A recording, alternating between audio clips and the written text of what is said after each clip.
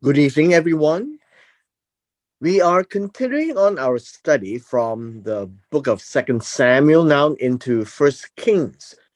As you will soon see, that this is a natural progression as the book of First Kings begins with the tail end of the life of David and then into the reign of Solomon. But chapter one gives us a picture of the turmoil that took place during that time. And then let's pay attention to some of the Hebrew understanding of the text. And then let's examine the structure as well as the events. In verse 1, it is now talking about a time when King David was old. When we talk about old, it is about an advancement in age. And this, I guess you could say, advance in age means that he has come, uh, well, it says that came into his old age, I guess you could say that. Advance in age came into old age. So the idea of old is advanced in age, and this is an A and a B. So usually, if you see how the Hebrew expresses itself, is that you find the same concept expressed two different ways, but actually it is about the same idea, and this is the emphasis of the age of David. Now, at this time, he is almost 70 years old. And given the fact that 70 in those days is actually very old, and the description that we are given in verse 1 is that not that he's old, they also covered him with garments, but he could not keep warm. It is a time where he was old and he had to be, and he keeps feeling cold. Now, possibly at the age of that advanced age, he would have probably a weaker blood pressure, perhaps. He would have the idea that he would feel cold because of the circulation. But the idea that is being given us in this picture is that he is old, or very old. He is feeling cold, and so he is old and cold, as in verse 1. Now, as we begin verse 2, I would like to draw your attention to the fact that we are not here to evaluate King David in the 21st century. We are here to understand King David in his time and in his era, and not as a commoner, but as a king. It's very important for us not to lose track of who King David is. He is the king of Israel. And as king of Israel, he has a very different lifestyle than perhaps people like us today. He is nevertheless royalty, and he probably have this similar lifestyle as any royalty of the day. And we are not familiar with that kind of a life, but it is kind of a lonely life as well. That although he may have been married with many wives, he is not sleeping with his wives. And each of the wives are with their own family and children as well. And so verse 2 begins by telling us this. And this word so is, and then his servant said to him, have them search for a young virgin for my lord the king, and have her attend the king and become his nurse, and have her lie on your chest so that the king will keep warm. And this is a kind of practice of those days. The servants, those who are with King David, these are the kings who serve King David, and essentially, uh, they are going to search for him a young virgin. Now, this is two words. Young virgin is two words. The word young, uh, in this sense, would be like a young girl, right? This is a young girl. How young? Um, we probably can say that she would be in her adolescence, a young maiden, perhaps. And the second word here is virgin, and it is a very specific word. In Hebrew, you find that this word is Bethula. And this is a little bit of Hebrew that you may learn. The word Bethula is for the word virgin, and this literally means that one uh, who never had a man.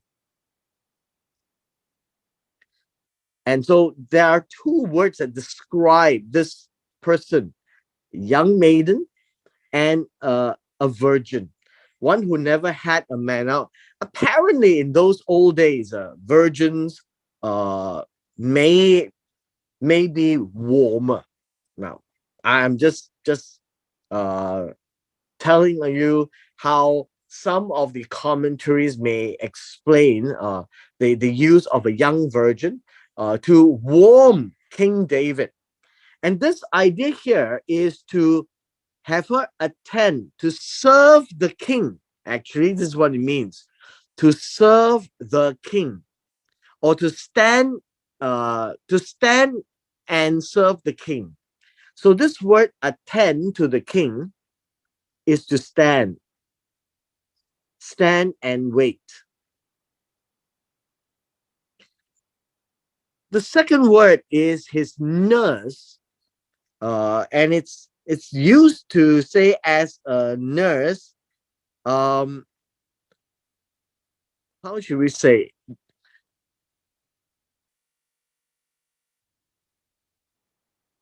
This word become his nurse is to serve, right? Is to serve. The word here is to serve and lie down. These are two sets of words that is together.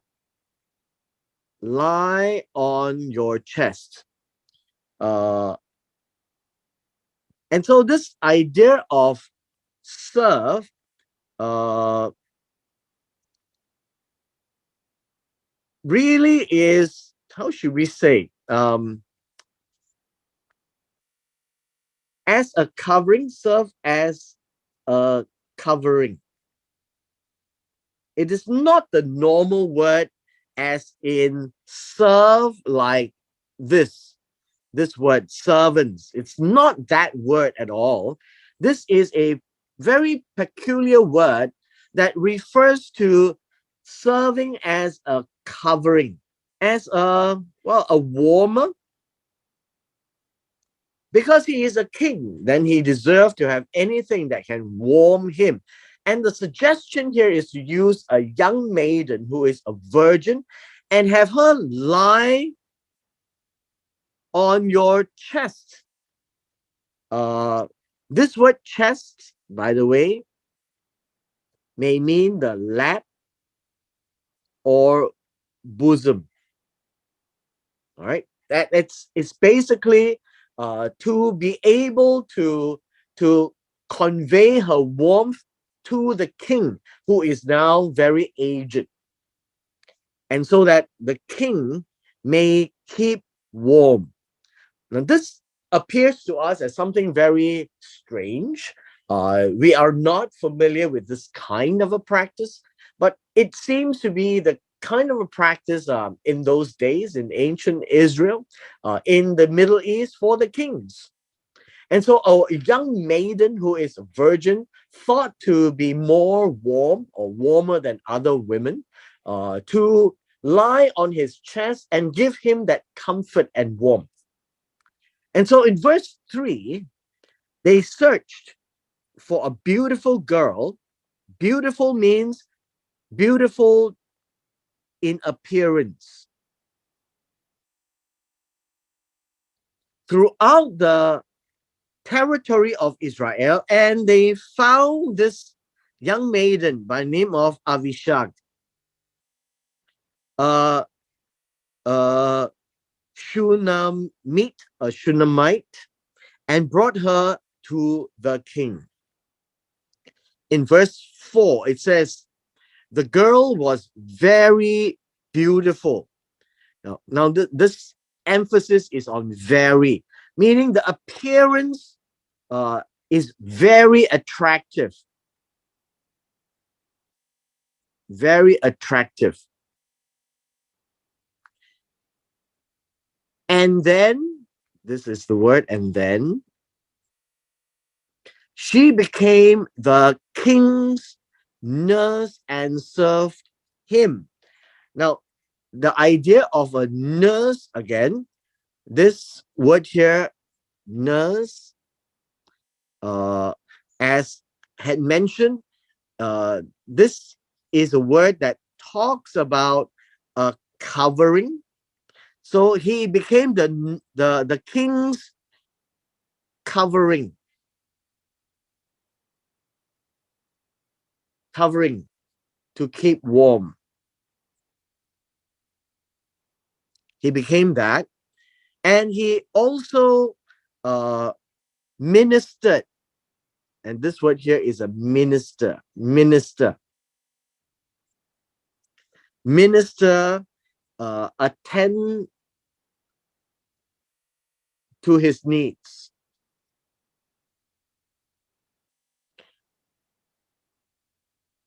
The other piece of information that we have is that the king did not become intimate with her. The word here is like Genesis chapter 4, verse 1. This word become intimate literally means did not know her. This is a very literal word.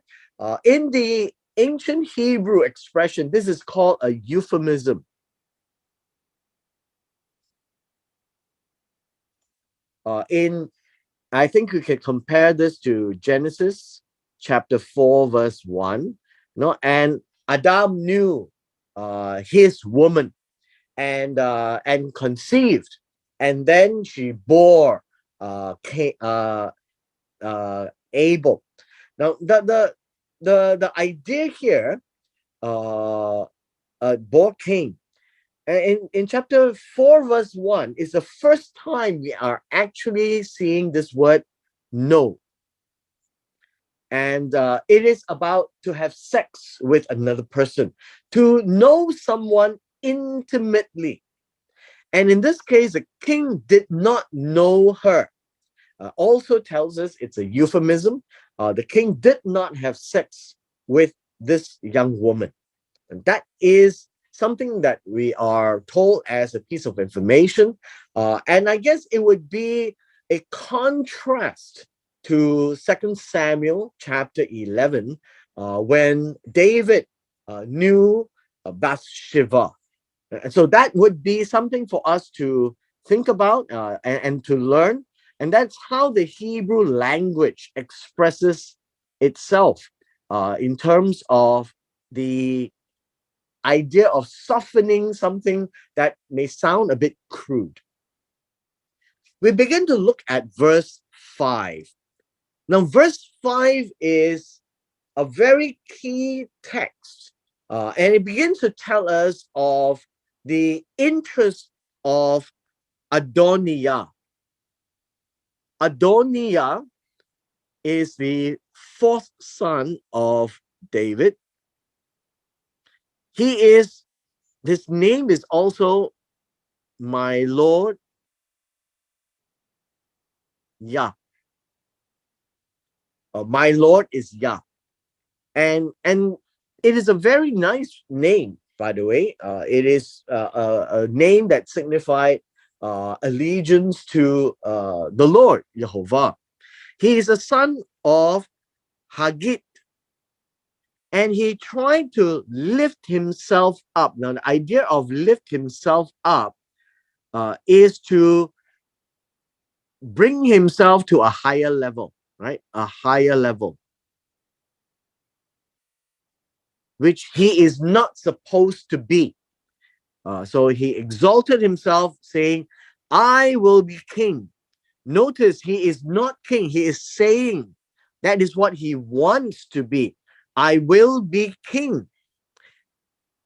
And then he prepared for himself chariots and horsemen with 50 men to run before him. Now, this word chariots and horsemen are people in the chariots, people who rode horses, people who ran. So there are three groups of soldiers, if you would like. One with horses, chariots with horses,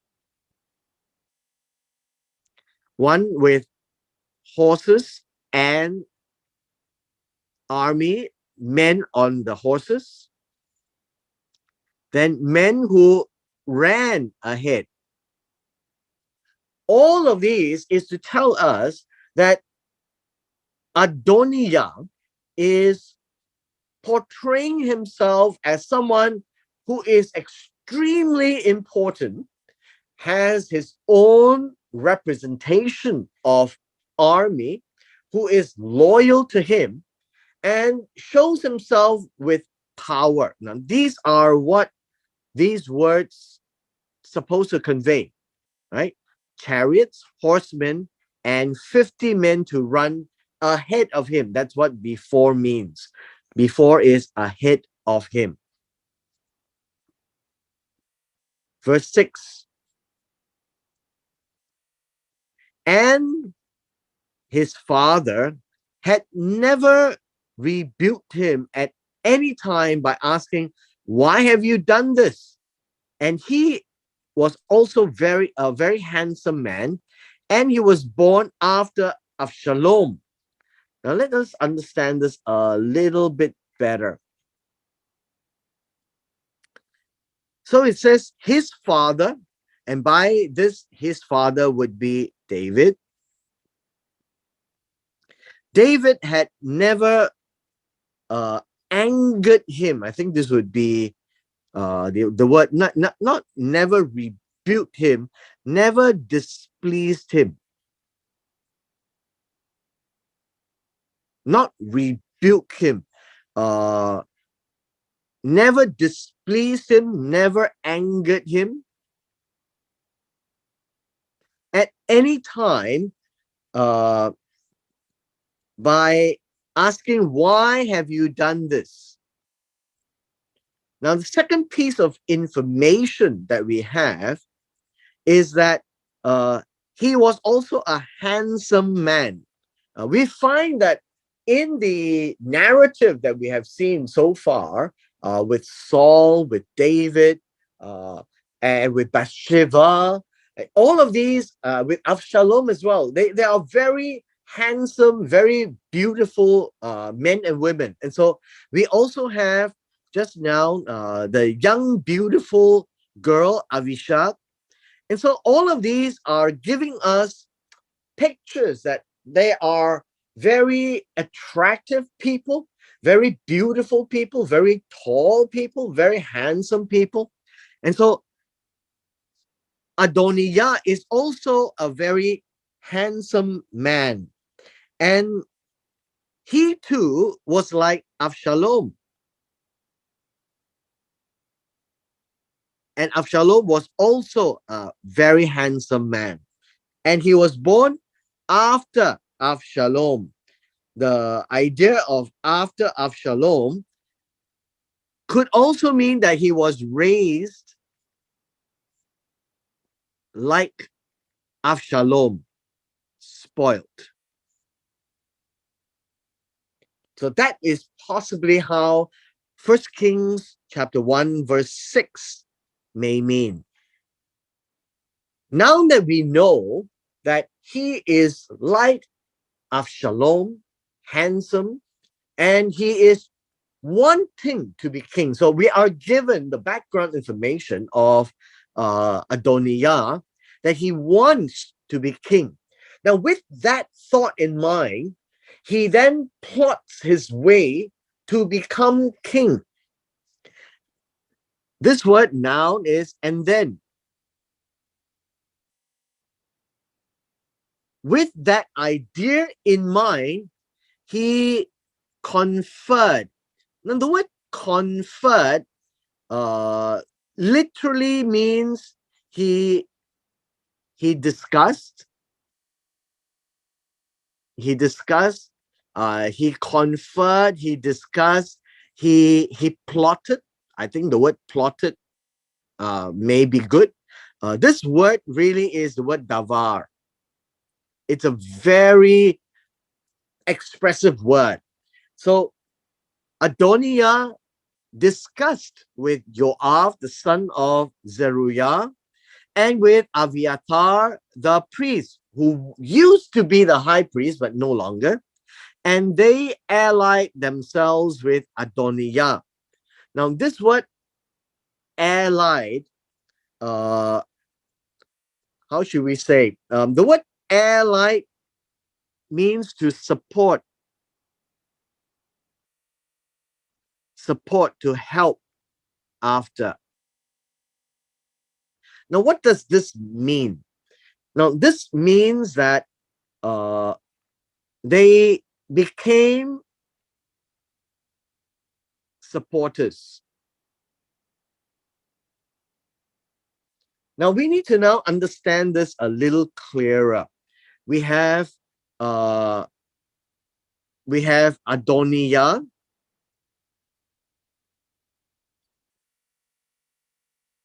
He wants to become king after David.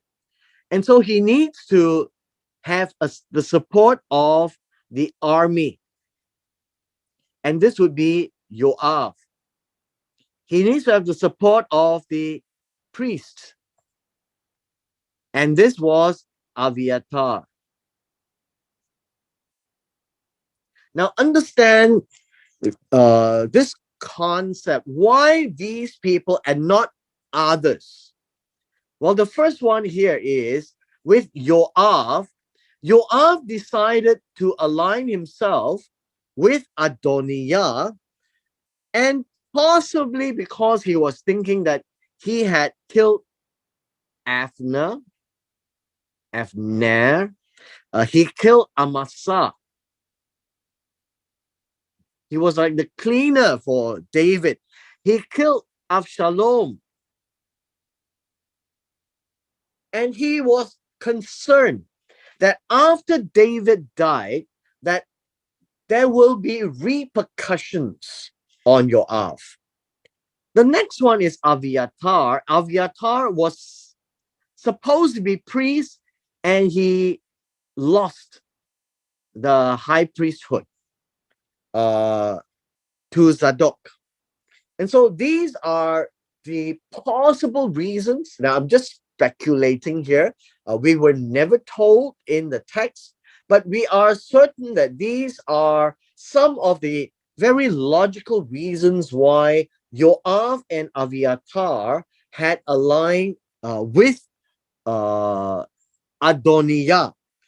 Also, the reason is that when David dies, and if David appoints someone else, like Solomon, for example, then Joab may see the repercussion and might be executed summarily by Solomon.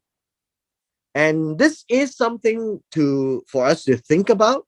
something for us to consider because of how the alliance came together. Verse 8, Zadok, the priest, Zadok was now the high priest. Benaiah, the son of Jehoiada, uh, this he would also be the right hand army general of David. Nathan, the prophet, and Adoniah had no prophet on his side. Shimei, Ray, the mighty men who belonged to David, which we read in 2 Samuel chapter 23, were not with Adoniah, which tells us that all of these were on the side of David. These were people who would not support Adoniah, and so they were not invited to this game. In verse 9, we have the word "and then" here. And then Adoniah sacrificed sheep, oxen, fattened steers by the stone of Zohelet, which is beside En Rogel. Uh, and he called all his brothers, the king's sons, and all the men of Judah, the king's servants.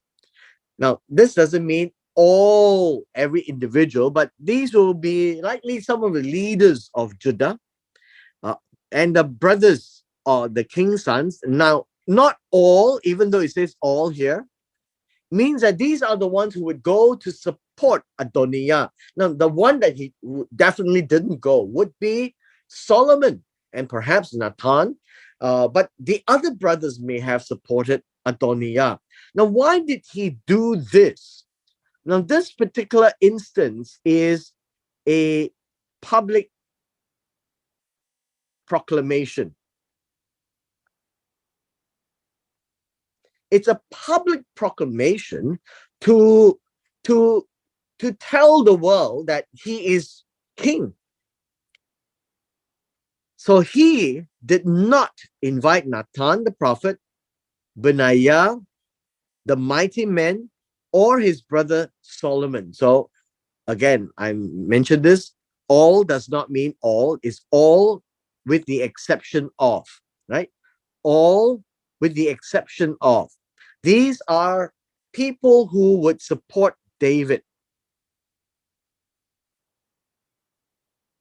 And obviously, they are not about to be there to support well, I would say this is a sort of a coup because Adoniah was not appointed by David. He is self-appointed, but without any objection from David. Now, this is an important narrative that we need to bear in mind.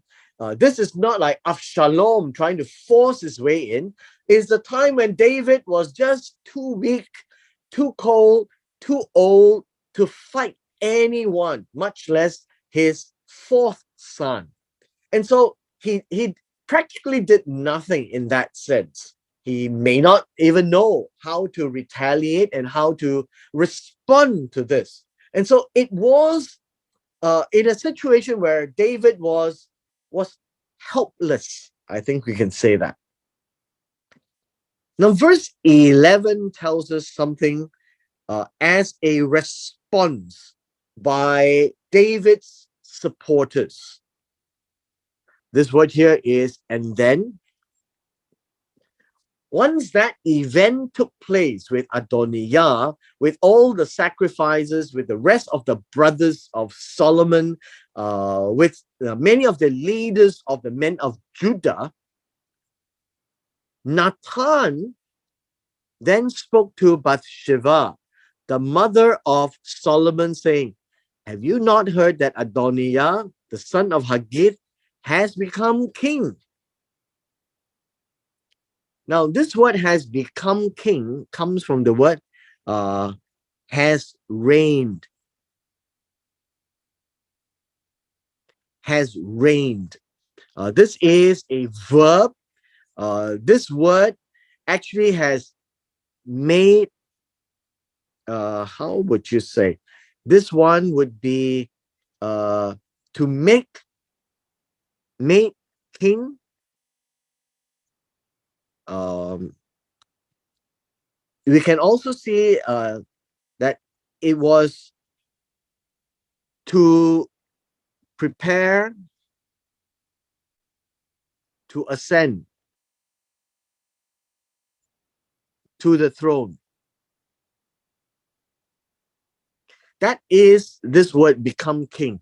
He hasn't become the replacement of David, but he is plotting and preparing the way to be the next king. That is what this word actually means. In the context, to become king, he is preparing to ascend to the throne after David. And so this is what happens. We have David, he is still on the throne. And we have Adoniah, and he is paving to ascend to the throne. And this is what it means by become king. As an appointee to reign after David has gone. So to become king is to ascend to the throne, right? To ascend to the throne. Now in verse 12, Nathan came to give Bathsheba an advice. So now come, please let me give you counsel. And this would help save your life and the life of your son, Shlomo. Now, understand why it means to save your life. One of the things that is now being talked about is that once Adoniah becomes king, then he will go after Bathsheba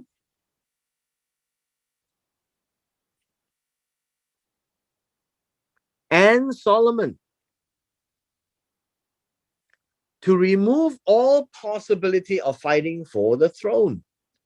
Now, this is important for us to realize is that the sons of David have no concern about fighting each other. As we have seen in the text in 2 Samuel, after 2 Samuel chapter 12, we find that the family of David became topsy-turvy. One brother raped another sister, and then the other brother kills this brother, and this brother goes and tries to usurp the throne, and then in broad daylight rapes the concubines of David. Now, all of these are really terrible deeds that the children of David had performed. And here again, Adoniah, preparing to ascend to the throne, will be prepared to eliminate any challenge. And so Solomon is seen as an obstruction to the throne.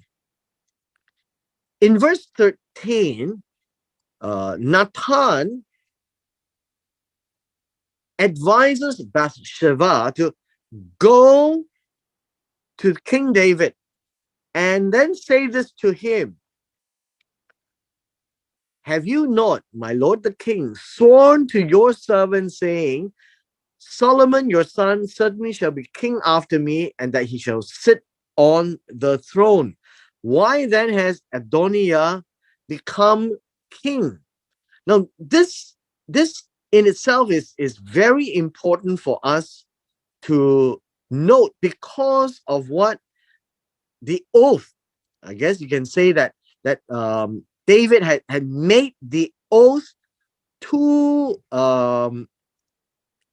Bathsheba. in this case. And the oath to Bathsheba uh, is to allow Solomon to be king. And it is to remind David, basically, this word here, have you not, my Lord, sworn to your servant, saying, Solomon shall be king after me, and he shall sit on my throne? It is a reminder of an oath. And as an oath, it must be done, right?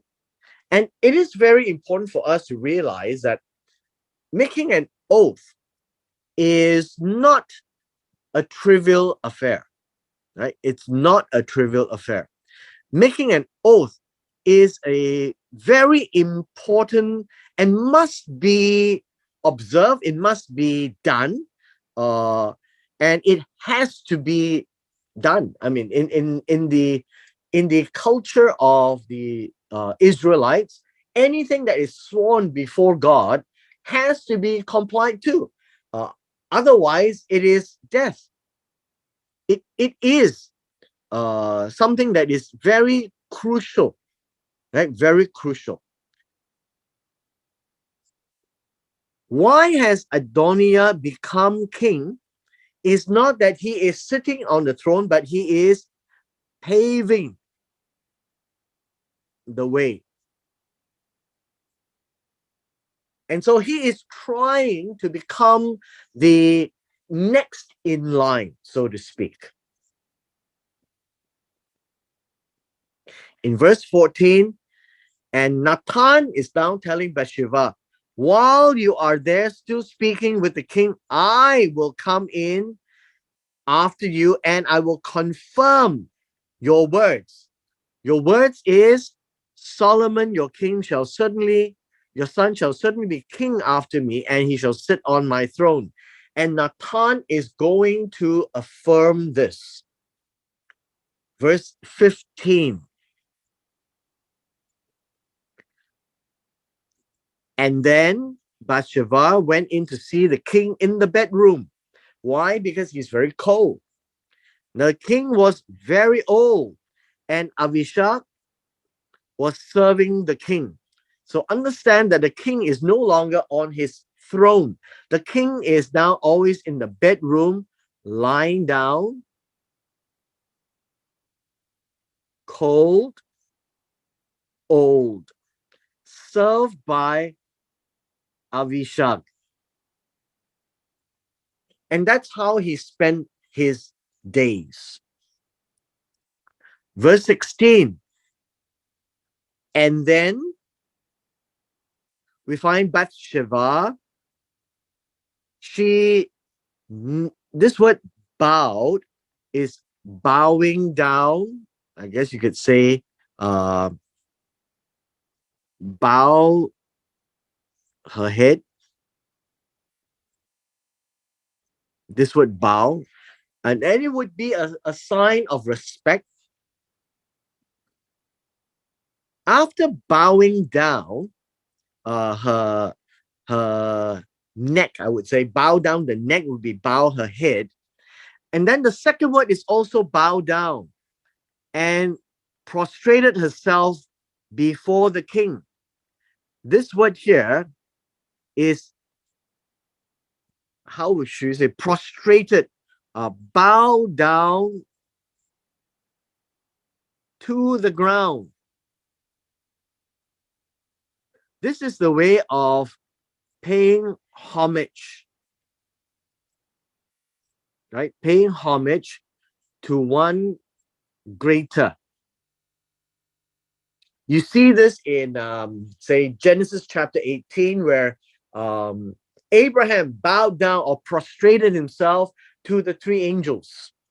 You find that whenever one approaches the king, everyone does bow down. And this is an ancient culture, even in the culture of the Indian kings or the Chinese emperors.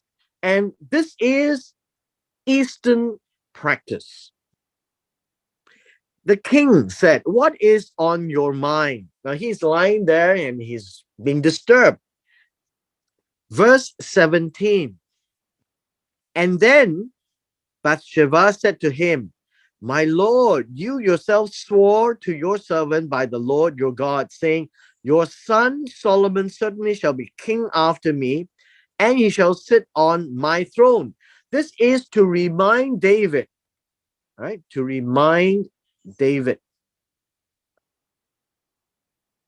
Why? Because he forgot.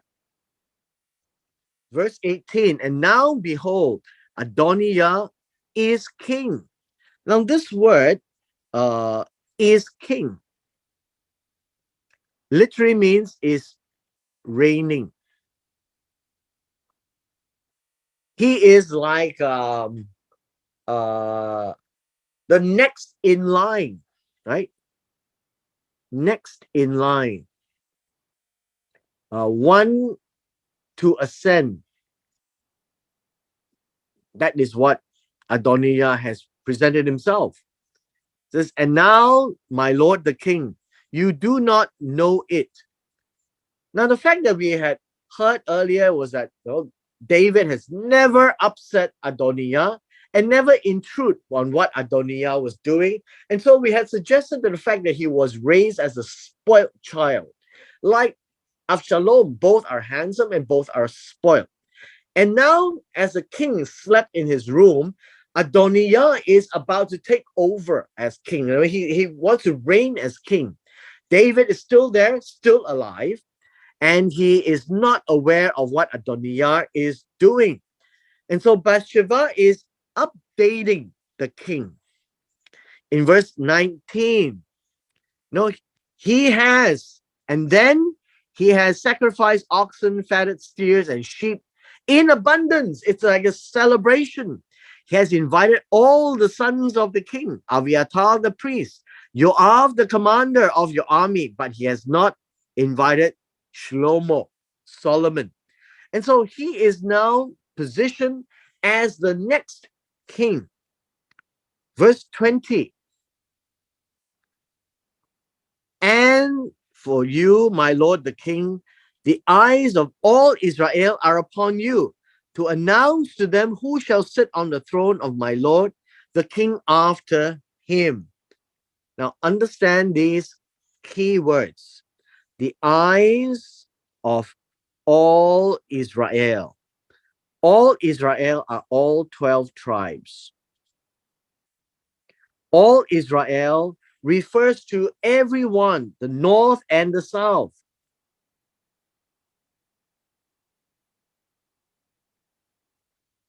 And looking, now the word eyes is also telling us this is literally watching. They are watching David to see who he would announce as king. This word announce literally means to declare. To declare, to make known. All this while, David was very quiet. Why? He was very cold in his bedroom. And it is incumbent upon the king, David, to let the people know so that it's not ambiguous. We have a candidate, Adoniah, who's trying to position himself to become king. He is showing himself in power. And now David has to make known who shall sit on the throne of my Lord, the king after him. And this would be David's throne. David is still on the throne. And it's important for the nation as a whole to know what is happening. Now, we will do one more verse and then we will end. In verse 21, otherwise, this is supply, right? It's not in the Hebrew, it is supplied by the translator, but it is a good inference. Otherwise, this will happen. This will happen. That as soon as my Lord, or when the king lies down with his fathers. Now, this word lies down with his fathers is, how should we say? It is a traditional expression.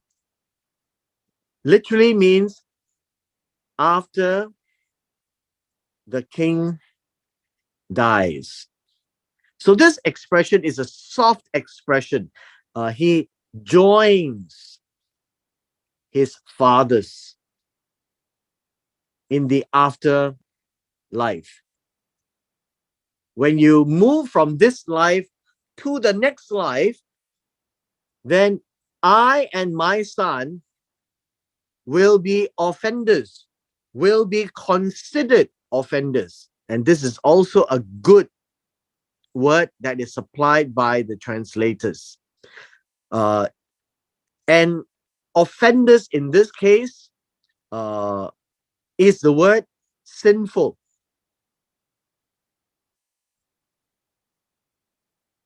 Right? It's the word sinful. Now, this is where we would leave for today, and we will continue tomorrow. I just want to wrap up this evening by saying the end part of the life of David is extremely sad in that sense, because when he grew old, he started to forget the things that he ought to do as a king. He grew old and he cannot remember. And hence, the chapter 1 of First Kings tries to help us connect David to Solomon. And the connection is not smooth because we have Adoniah, who is trying to usurp Solomon's position as next to the throne. And so the only way to resolve this is for David to make the proclamation once and for all without any ambiguity. God doesn't want ambiguity. God doesn't speak with ambiguity. But at this point in time, there is ambiguity because people are anticipating the passing of David. He is old. Everyone knows it. And we have Adoniah starting his process to be next in line. And we have Bathsheba, who now approaches David. And this struggle and this contrast of two individuals will play out in the rest of chapter 1. And with this, we come to the end of our session today.